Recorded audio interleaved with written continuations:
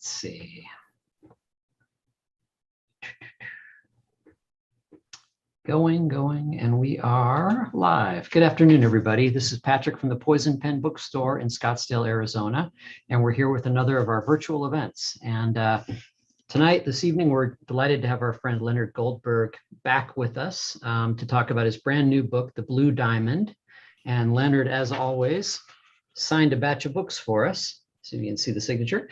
And I'll go ahead and put a link in the comments field. We don't have that many left. So if you'd like to purchase an autographed copy, I'll put the link in the comments field. And if you have questions for Leonard or Barbara, go ahead and put them in and Barbara will summon me back on screen towards the end of the hour.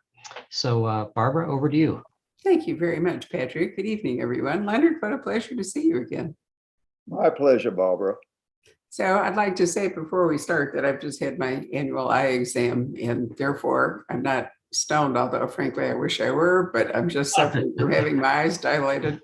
And you know, thinking back though, I mean, we're in 1917 and you know, Sherlock Holmes and Watson, the originals, were back in what, the 1890s, I think. That people didn't have the luxury of eye exams. If your eyes went bad, there you were. In fact, do you remember the movie Kim? Ages ago, Leonard? I mean, I'm trying to remember. It was made, Lord, I can't remember how far back. I don't. But in the process of Kim, which is, you know, the Rudyard Kipling, it was probably made in the 50s, that the little boy, Kim, his elderly Indian that is helping him survive and so forth, can't see. And the great gift that he gets at the end is a pair of spectacles. So the old man can kind of see where he's going. So, you know, I'm grateful. I came up the other day at some event we were doing about whether, you know, the question was, would you like to travel back and live in the past, or would you like to travel back and just look at someplace in the past as an observer, minding all the rules about not changing anything? And the unanimous choice of that group was just to look at everything because they couldn't figure out how many modern things they would have to pack if they were going to actually go back and live in the past. I recall back when cataract surgery required the patient to lay flat in bed for a week after the surgery. And even after the healing, they were given a pair of glasses, which lenses so thick, they look like Coca-Cola bottles. Yep. And now you go in, you have the lens removed and a new one put in. Takes about 20 minutes. And then you're good to go. Quite remarkable. It is remarkable. And in my case, just to complete this medical saga before we talk about the book, you can choose telescoping lenses. So in point of fact, it's like having glasses implanted in your eyes. So yeah. I can read signs way across the room and I can read the text of the book way up here when my eyes aren't dilated. So I consider that to be truly miraculous as a person who went into glasses when I think I was like 10. You know, I still, every once in a while, I still hit my face, you know, because I think they're there. I wore them for so many years. So the Daughter of Sherlock Holmes, we're in 1917. So we're in the war here. Yes, we're in the middle of the war, and it's a dire time for the Allied forces. Things are not going well at all. The battle at Ypres has just concluded with 300,000 Allied soldiers killed, wounded, or missing. It's a disaster. And the German forces are moving towards Paris in such a fashion that the French are now considering moving their capital to Bordeaux. So it is not a good time for the Allied forces. And you wind up with a mission being sent to London. Yes, the British government depended a great deal on the Allies, particularly from the Dominion. And perhaps one ally or Dominion which gave Britain the most help was South Africa. South Africa not only provided a large number of troops, but a great deal of the raw materials necessary for production of war instruments came from South Africa. In any event, with the war not going well, there was a conference being held in London, the Imperial War Conference, in which all of the Dominion members were coming in, the Commonwealth members. And the Governor General of South Africa was bringing with him a magnificent blue diamond of almost 3,000 carats. It was flawless. And the Governor General was to present this flawless diamond to the King of England to show the resolute alliance that he and all the other Commonwealth members have to the war effort. And the Governor General is housed at the Windsor Hotel on the penthouse floor. It's closed off. Nobody is allowed on that floor except for members of the Governor General's entourage. He goes to sleep the night before he's to present the blue diamond to the king. And when he awakes in the morning, the blue diamond is gone. So you created a locked room mystery. Oh, wow. A had a good sequel time of with classic detective fiction, right? Yes, I had a good time with this one. And again, it's a closed door kind of mystery. Like, how did it happen? How in the world could this occur? All the doors were locked, all the windows locked, yet somehow someone somehow managed to enter and steal a blue diamond whose value was incredible, beyond numbers. So the Scotland Yard is called in, and the hotel people are just upset as can be, because this is not the first major robbery which has occurred in London at fashionable hotels. Over the past several weeks, there have been other robberies, which included the theft of a Ming vase, which dates back to the first dynasty. Its value is £1 million. Then there was the theft of bearer bonds from one of America's great industrialists. And Scotland Yard has to find out who's doing it, because the hoteliers are in panic. This is a blemish. They can't have it. And unfortunately, Scotland Yard inspectors are unable to solve the mystery. So Joanna and the Watsons are called in. And Well, naturally, I mean, who better than the daughter of Sherlock Holmes?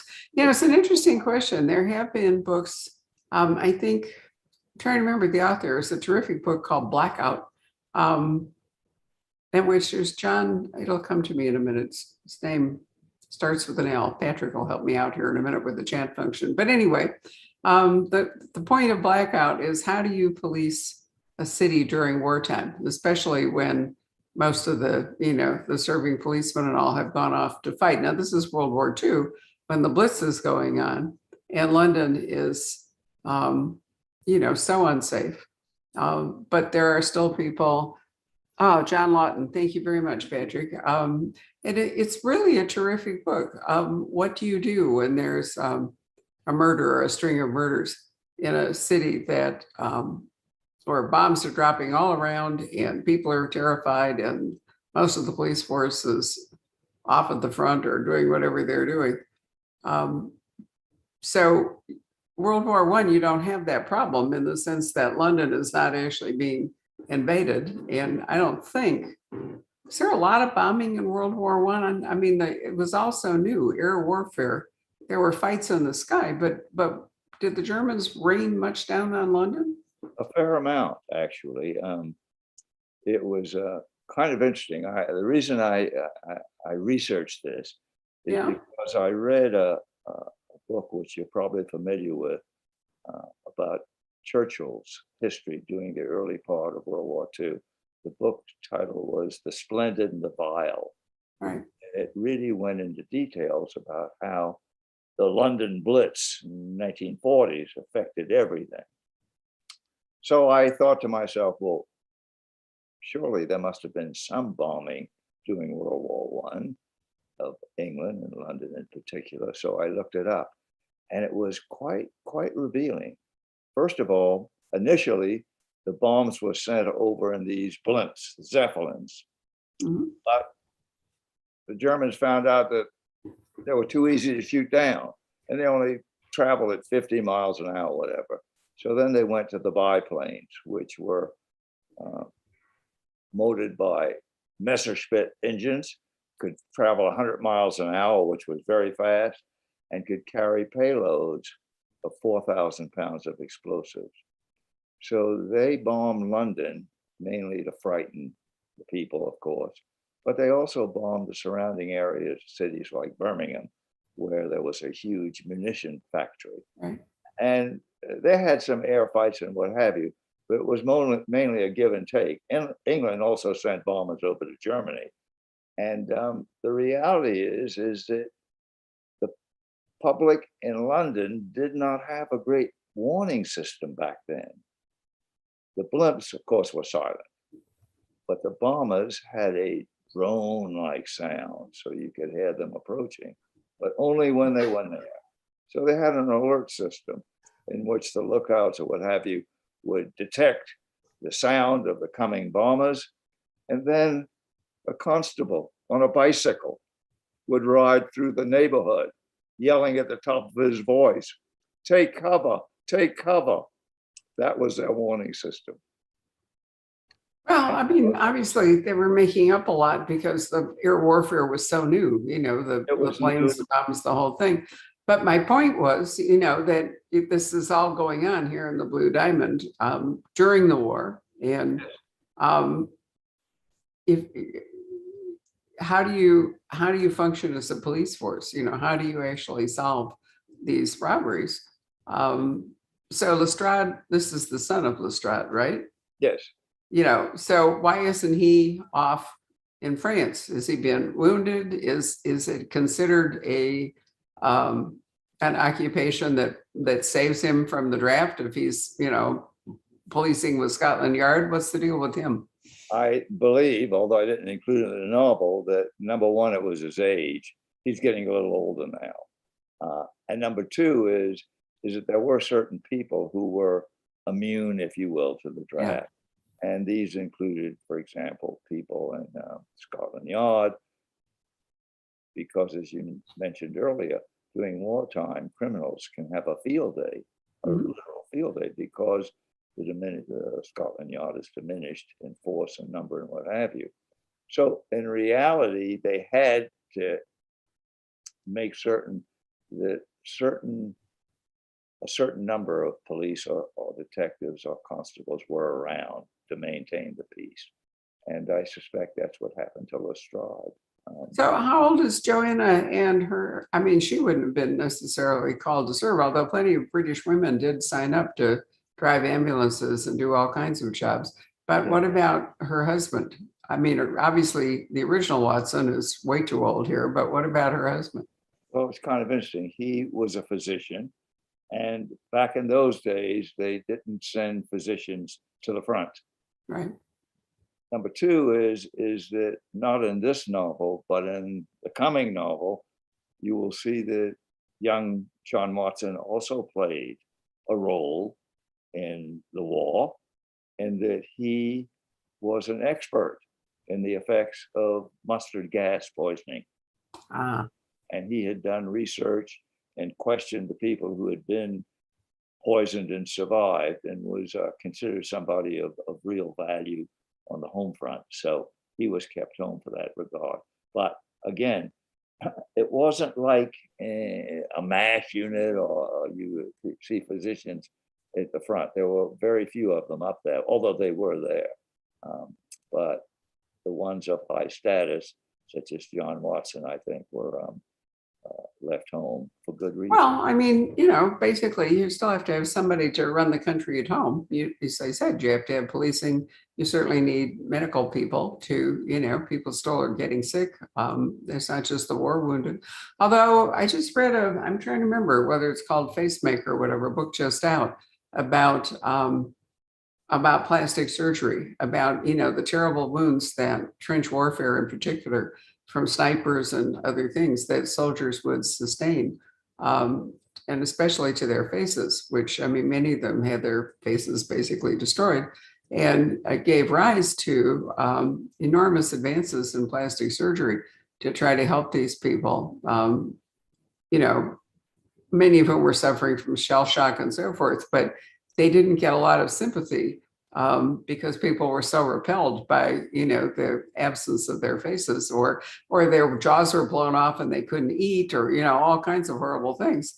And it was really a fascinating book to read, although I think some of it began in the Civil War. It seemed to me, I can recall that there were snipers in the Civil War, and one of the problems was that the guns, would blow up and the sniper's face would be affected. And because there wasn't really much in the way of surgery, because anesthesia was just, I don't even remember how much, I don't think there was a lot of anesthesia available in the 1860s. It came along later. They made masks for these people.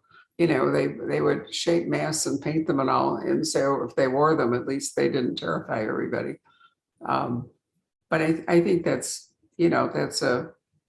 a fascinating aspect of the war, is what do you do with people who are not just wounded in their minds, but are made hideous, and their lives are never going to be worth living after the war if they survive, as long as they have these kinds of wounds. Yeah, as you may recall in your reading, before the era of constructive surgery, they would construct masks to hide the wound.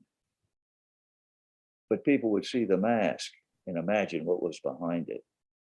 So it was very difficult for those who were wounded. As far as anesthesia was concerned, it's an interesting story behind anesthesia. You're right. During the Civil War, there was virtually no anesthesia. I mean, that was alcohol or bite down on this, what have you. And if someone suffered a wound to his arm or leg, if it shattered bone, that extremity was amputated. They had no other choice. But in the mid 1800s, there was a dentist in Atlanta, I think his last name was Crawford, who reported using ether to extract teeth from some of his patients. And this sort of caught on. And suddenly physicians started using ether so that they could do reconstructive surgery. And as a result, reconstructive surgery was done during the First World War, although it wasn't widely known. And still those people suffered greatly. And they continued to wear masks for years after that. Yeah. It was devastating to those people, absolutely devastating. It's astonishing when you think, basically just over 100 years later, we were able to come up with vaccines in a remarkable, remarkably short length of time to help deal with the pandemic that we have been in. When you think that, people were wearing masks instead of having surgery just over 100 years ago, it's really amazing how far medicine has come. I think the story, Dr. Goldberg, is that Queen Victoria popularized the use of ether by having it for the birth of her last child, her 9th child. Exactly right. She agreed to have ether to help make the birth easier. And the other thing that happened somewhere in there is that puerperal fever. They finally figured out that if the midwives and the physicians would wash their hands, that puerperal fever could be greatly reduced or abolished, because there were many people who had successful deliveries, but then their children died because the babies died, and they often died because of infection. So again, wasn't a lot we knew. But that's not what's going on in the Blue Diamond. We digressed here. Tell us about the diamond, because I've actually been to the De Beers mine in South Africa. You can take, there's a train called the Rovos Rail, which is a Victorian line that you can take from Pretoria to Cape Town. And as part of it, they go past the great De Beers diamond mine, and you get out and spend the afternoon there. They have a lot of security. If you're a tourist, they frisk you going in and out. And the mine is now tremendously deep. But of course, at the beginning, it wasn't, come down. They also, of course, carefully searched all the workers. That's true. They didn't smuggle diamonds out. But South Africa, back in those days, literally had a monopoly on diamonds. Yeah. I mean, they were the world center for diamond production. And as you may have read, diamonds come in different colors. Mhm. They can be pink, they can be yellow, they can be crystal, they can be blue. The blue diamonds, by the way, get that color because particles of boron are somehow stuck into the lattice of the diamond. And blue diamonds are very much desired because of their color and their sparkling appearance. So here comes this 3,000 carat diamond, which is exceptional. I mean, this is the second largest diamond ever discovered, second only to the Cullinan diamond. So it was to be a great gift to the King of England. It was to show the allegiance, but also to show the wealth of South Africa that would be transferred to England in need. So it served a bunch of purposes. And was a word let out that this diamond was stolen, it would be a terrible blow to morale. And they did everything to try to keep it quiet and did a pretty good job of it, I must say. But in the novel, of course, you have to insert some fiction with some fact. And someone once asked me, well, how much of this novel is really fact? And I said about 50%. The person nodded and said, so 50% is fact and 50% is fiction. I said, that's correct. And they kind of looked at me waiting to say something more. And I finally added, you have to choose which is which. Good for you. Yeah. Have you ever seen the Cullinan diamond? It's in the crown jewels, the royal crown jewels of England. So it's in the tower. And Yes. if you go to the tower, you can actually, where the beefeaters are guarding it and the whole bit, you can see the Cullinan diamond, which is enormous. But as I understand it, the value of diamonds comes not just from the size of the stone and all, but it's part of it is the skill of the cutter who, I don't even know how to explain it all, but anyway, creates the facets and so forth and shapes the diamond. The cut is so important because if it's not done exactly correctly, it loses a lot of its value. Yeah. And in many instances, these large diamonds have to be cut into smaller diamonds and then polished. So it requires an artist to do so. And again, we're getting into my next novel, which I don't want to go into, but suffice it to say that during World War I, all the great diamond cutters and polishers were in Antwerp, Belgium. Yeah. And here we have a problem, again, just briefly about the novel I'm now working on, is Germany had occupied most of Belgium and Antwerp.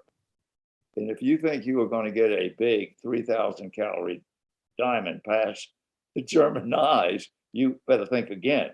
So it's part of a story, but most of the diamond cutters came from Belgium, and the name which most of the cutters will talk about is Asher, and there's actually something called an Asher cut, in which the diamond is square with shaved off corners. So, make a long story short, during World War I and shortly thereafter, almost all diamonds were cut and polished in Belgium. So you had to cross the channel. Very true. There's a wonderful collection of precious stones in the Smithsonian, many of whom were given by Marjorie Merriweather Post. Yeah.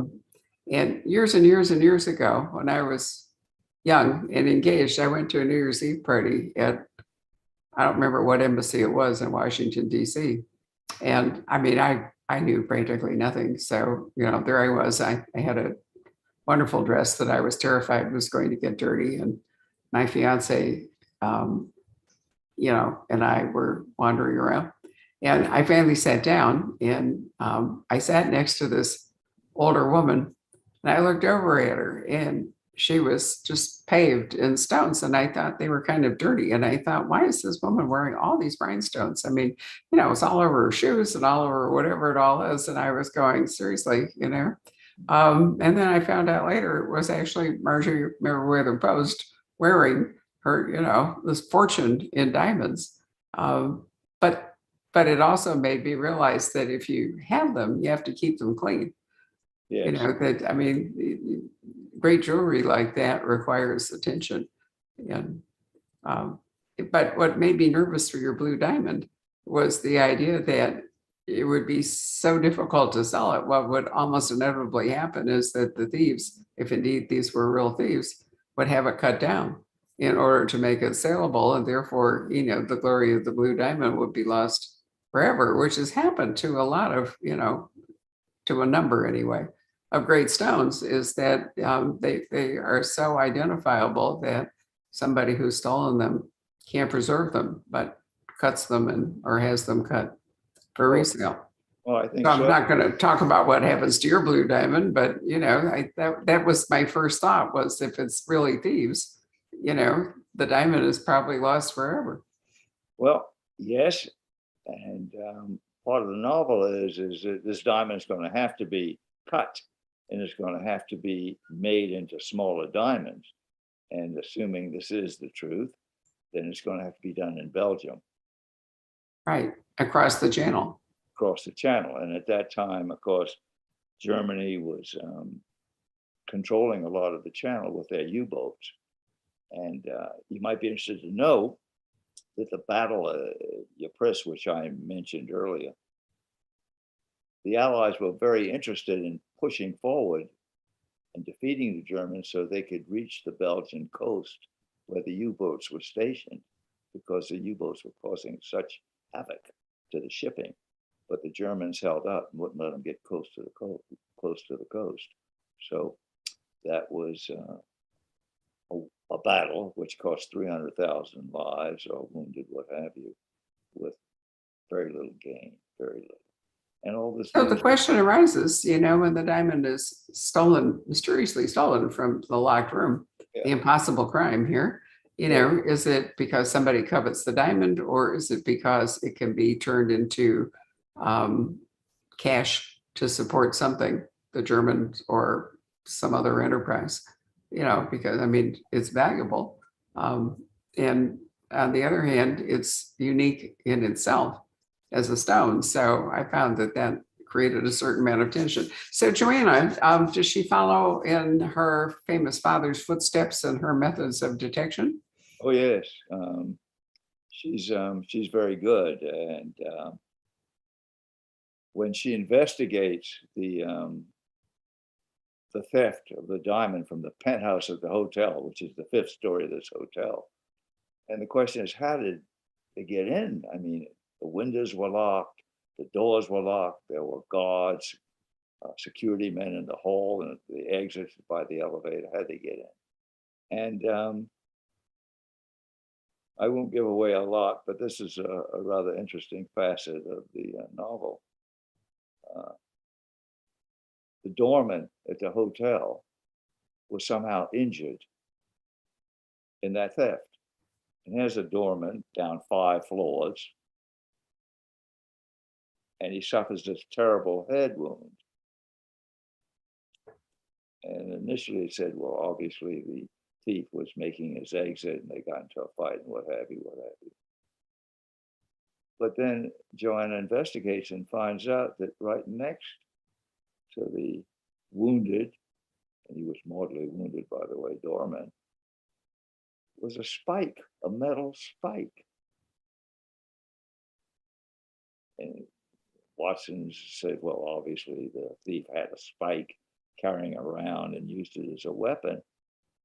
And Joanna says, no, you don't carry a spike around as a weapon. That doesn't make sense. Let's find out about this spike.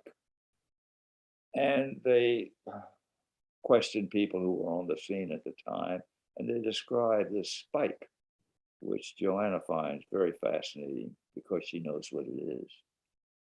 It's a piton. It's a spike that's used by mountain climbers. So she says that's how they got into the room. There was a mountain climber, somebody who knew how to climb mountains. And of course, the next question is, well, how do they open a window? And she solves that for them too. So we're dealing with thieves who are very sophisticated and expert, who know how to climb mountains, who know how to get into rooms without breaking windows. And the novel goes on. It does indeed. So why is it that you decided to write about the daughter of Sherlock Holmes? Were you a Sherlockian yourself before you started this? Were you fascinated with Holmes and the whole world that Conan Doyle created? It's an interesting story. I was fascinated by Sherlock Holmes, and as a lad, I had a book, one of these thick books that had all the adventures of Sherlock Holmes, and I had read them so many times that it was dog-eared. I mean, pages were falling out. And then my brother and I used to watch on television movies of Sherlock Holmes with Basil Rathbone, which right. And Nigel Bruce, wasn't Nigel Bruce Dr. Watson? Watson. It just was magic to me. And I never really thought about writing about it until, I guess it was 1980s. I was a professor at UCLA, and during my sabbatical year, I spent that year in London, and my flat was about 15 minutes away from where Sherlock Holmes lived. So I visited, et cetera, and it stuck in my mind that what a shame that Sherlock Holmes didn't have offspring. What would have been like? And then, and this is rather circuitous route, but it's an interesting one. I was watching television, Masterpiece Theater, which I really enjoy, and they had a detective, British detective named Morse, and that was the name of the detective, Morse. And it was very good. I enjoyed it. And this was followed by another series which I saw, which was called Endeavor. And I said, Endeavor Morse. This must be Detective Morse's son, who inherited his qualities and characteristics. And that's where the idea for the Daughter of Sherlock Holmes came. Alas, I was later to find out that Endeavor was not the son of Morse, but Morse is a young detective. But that's all right. It was the impetus. It's a wonderful series. And in fact, it's wrapping up. I think it starts this weekend with the last episodes that Sean Evans, who's playing Endeavor.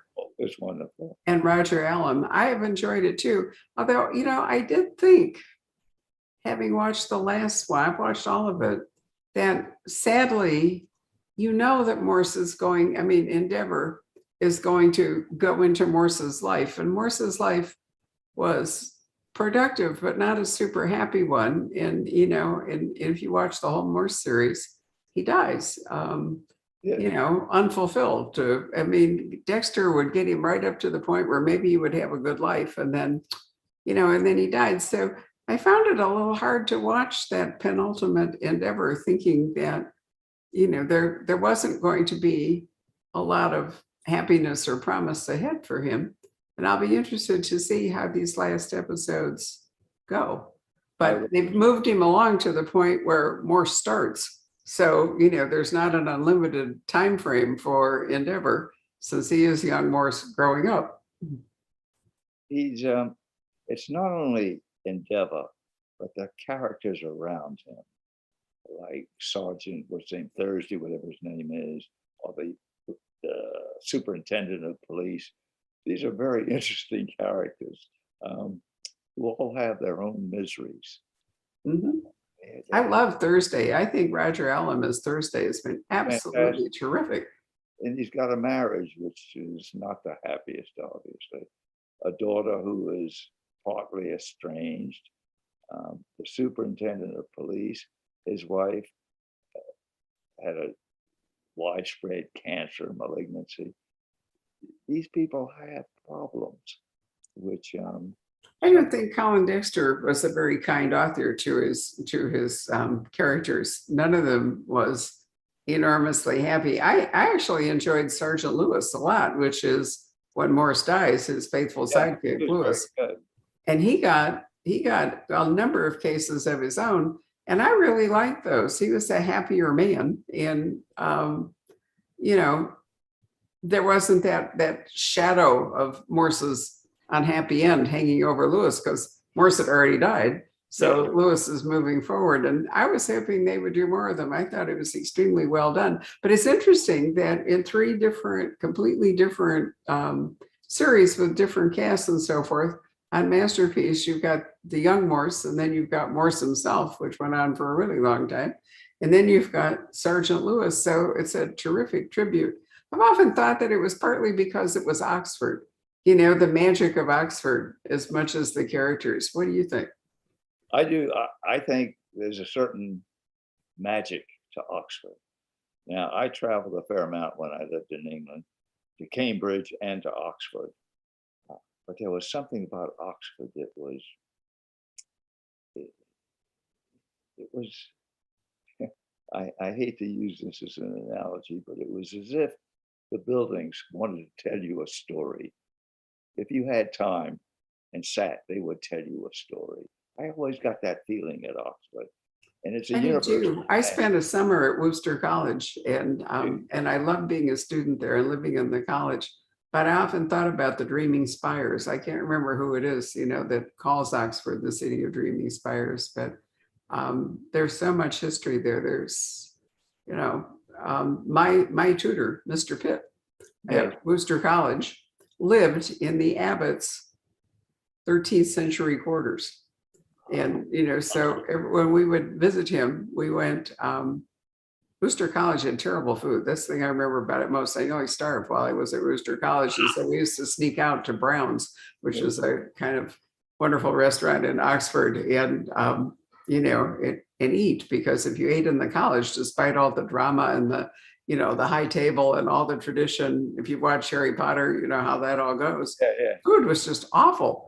But it was magical to walk across out the back of the college and across the lawn to get to Mr. Pitt's quarters, because they ran in a series of buildings, and he had a garden also, because the land fell away. So there was this sort of raised garden next to, but the sad part, Leonard, was that it was only his to live in while he was, in fact, a don at Oxford, and his time there had come to an end, and it was his last summer teaching, and he was faced with the thought of having to pack up all of his books and all of his personal things, because the living itself and much of the furniture all belonged to the college, and he was going to have to redesign his life somewhere else and take his books with him. And I thought, how would you ever do that if you'd been living in the 13th century Abbott's quarters,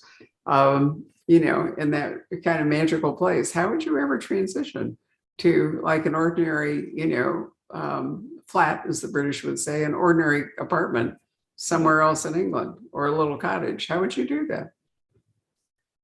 It must have been terribly difficult. And again, living in Oxford, spending all of your days in Oxford, the magic rubs off on you. You really think you're part of it. Well, that's true. But I mean, I think you'd feel like an exile when, when you were time to retire. I mean, it's not like the Supreme Court justices where, you have unlimited tenure. And so inevitably there's going to be that kind of a thing. But anyway, back to, so that's why you wrote it, is that you thought that Endeavor was the child of Morse, and that was such a good idea that Sherlock Holmes should have a child? Yes. And of course, there was a question of whether it should be a son or a daughter. Right. And then I was thinking back and forth and back and forth.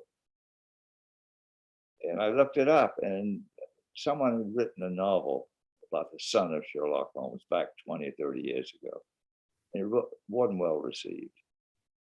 And the more I thought about it, the more it appealed to me to let her be a woman, or let the child be a woman, because that would present problems for her. You have to remember, this is the Edwardian period, and women either married or became a governess or maybe worked as a clerk in a flower shop. But women weren't detectives and women weren't policemen. There were very few women who were doctors or lawyers. I mean, they were subjected to a lower standard. And I kept thinking how difficult it must have been for her. But then again, if she's as bright as I'm going to make her, people will stand aside.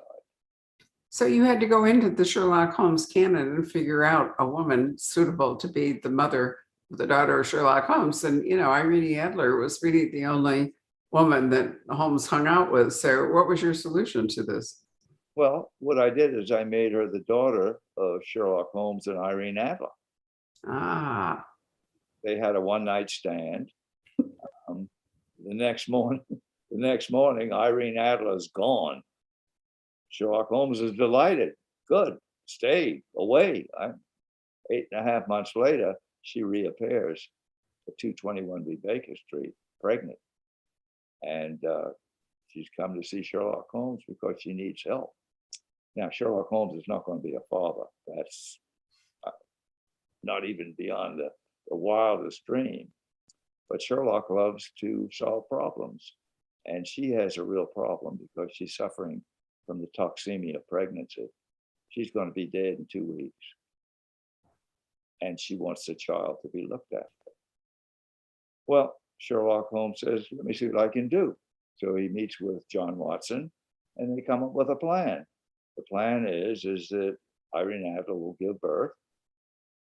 The child will then be put up for adoption to a upper middle class family, and her records will be sealed. So no one will ever know that she is the daughter of Sherlock Holmes. And some weeks later, Irene Adler gives birth to this beautiful daughter who she names Joanna. But Irene Adler gets to hold that baby only once and kiss her only once before she dies. And Watson lives up to the promise he made to Sherlock, and Joanna is adopted by a well-to-do physician and his wife, and the adoption records are sealed. She grows up in a wonderful environment. They love her. She's never had a better life. Most people would love to have the life she had, but she has a quirk. She loves mysteries. She reads every mystery book she can get her hand on, everything. She goes to plays and she decides who the villain is before the curtain drops on the first act. So she's got this inbred detectiveness in her. And the story takes off from there. Well, her mother was pretty spectacular too. So, the combination is great. Yeah, Sherlock Holmes was outwitted, I think, by 5 people, but only one woman. Right. And that one woman was Irene Adler. Now, he never loved her. He didn't think badly or didn't say, oh, that's her, but he never called her by name.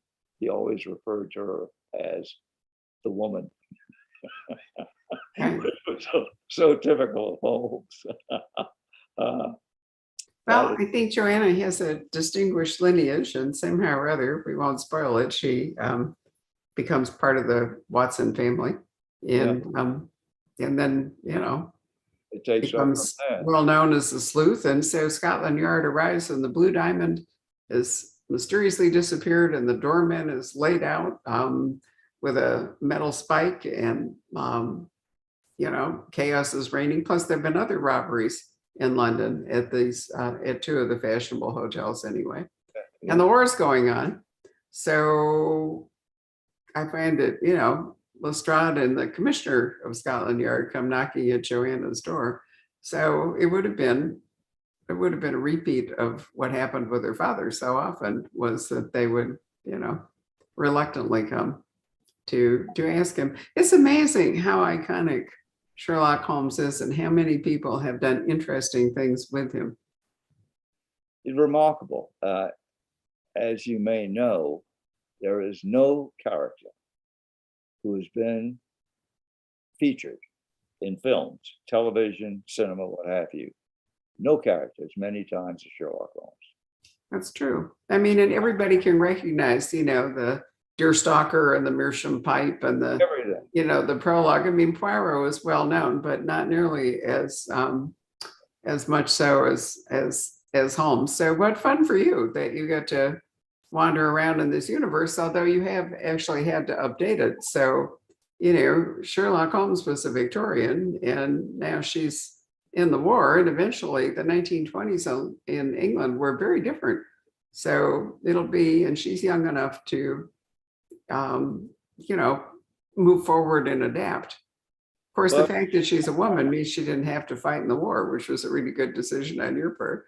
Right, but you have to remember that she now has equipment, tools, techniques which were not available to Sherlock Holmes. Right. During Sherlock's time, fingerprints were in their infancy and not thought of very highly. During Sherlock Holmes' era, X-rays were just now coming into being. So she was part of a transition and new science was coming up and she used it. And absolutely. Well, yeah, I mean, I think part of the fascination of Holmes is the beginnings of forensic science. Fingerprints were the guy in Paris in 1903. I can't remember his name. Yeah. But a lot of this evidence wasn't even acceptable in court. They wouldn't. It was not admissible. Right. But not admissible. So crime solving has come a long way from the Bow Street runners that, are just like spying. I mean, we could go all the way back to Sir Francis Walsingham, who was Queen Elizabeth's spy master, and he was actually like the CIA. He ran a fabulous group of spies, one of whom might have been Christopher Marlowe, for example. That, that's a question that still preoccupies people. Why did Christopher Marlowe die in the Cavern in Deptford? Was it a gay romance gone bad, or was it a rival playwright, or was it in fact because he was a spy? There are just all kinds of things going on. So probably the earliest MI5. Yeah, no, absolutely true. And Elizabeth, there were so many threats to England from the outside, Spain in particular, but not just Spain. There was a constant question of other heirs to the throne, or various things happening. So we're all preoccupied with British history, and I have to tell you, Leonard, there's a wonderful author called Sulari Gentle who I had the pleasure of editing until we sold Poison Pen Press, and she has written a series of books set in the 1930s with Australian protagonists. And what I learned from her was what went on in the 30s in Australia and to some degree New Zealand. There were Nazi plots, there was communism, there was, the same stuff that was going on in Europe, but we're just not that familiar with it. We're so Eurocentric, most of us, that we are oblivious, I think, I was to a great degree, to the kinds of challenges that the 1930s, well, the war, because the Australians served valiantly in World War I. Oh, yeah. Particularly at Gallipoli, there was a terrible slaughter of Australian and New Zealand soldiers, just awful. Anyway, you might be interested in reading them because she's very, very good about the history. And I think it's good to remember that, the whole world was affected in the 1930s. We think today that the war in the Ukraine, surrounding all of us is something new, but it really isn't. But Europe has been at war with one another for so long. Forever. I'm certain that the periods of war are far longer than the periods of peace. I mean, yeah. And if it wasn't territorial advancement or whatever, it was religious wars. I mean, the whole history of Europe is one long war. You're absolutely right. Fascinating stuff. Patrick, why don't you come and join us? Because we can't say anything much more about the Blue Diamond without rooting the plot. an interesting thing I did notice, I was watching something on television some weeks or months ago, whenever. It was really not very good, but it shows you how endearing Sherlock Holmes is to us 100 years later, in which a junior detective comes up with a clue that's very obvious, and his superior looks at him and says, "Oh, great, great job, Sherlock." I mean, we use his name in so many ways and fashions. It just struck me over 100 years ago. Absolutely. Well, we know some serious Sherlockians. Leslie S. Klinger, Laurie King, Otto Penzler, fellow bookseller. You know, there's a whole Baker Street Irregular Society that meets every year in New York in January. And I mean, these people are really serious about it all. And so, write something that's not true about Sherlock, and you will hear from those Sherlockians. They will write it. This never happened. Where did you get this from?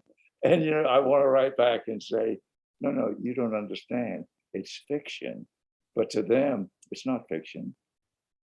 well, I think that's a tribute to the incredible power of the creation of Conan Doyle's creation, that people can actually take him as a real person. And that during the missing years, they can decide, did he go to Tibet? Did he go to North America? What did he do? In the way that you would try to research the life of, a real person where all that had happened. Do we have any questions, Patrick?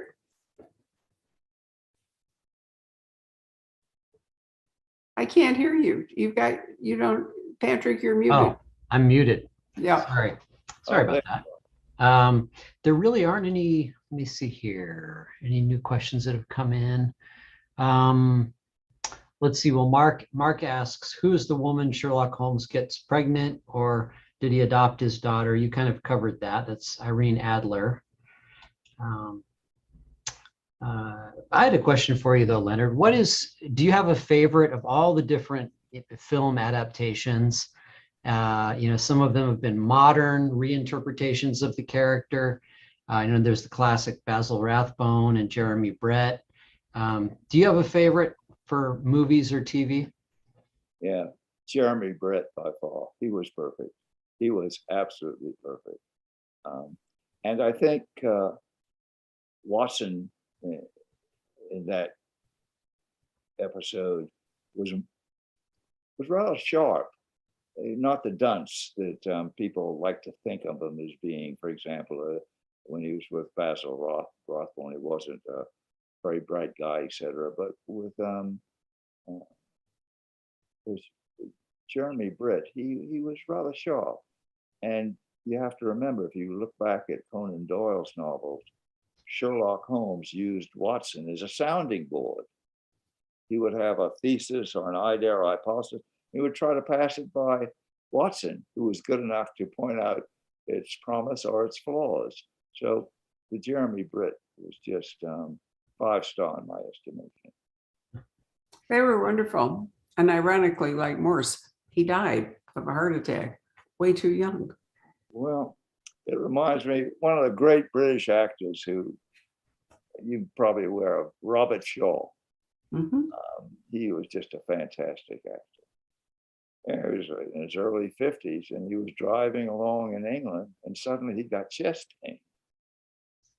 And for reasons unknown, he stopped his car, got out, and began running, as if he was going to try to outrun death.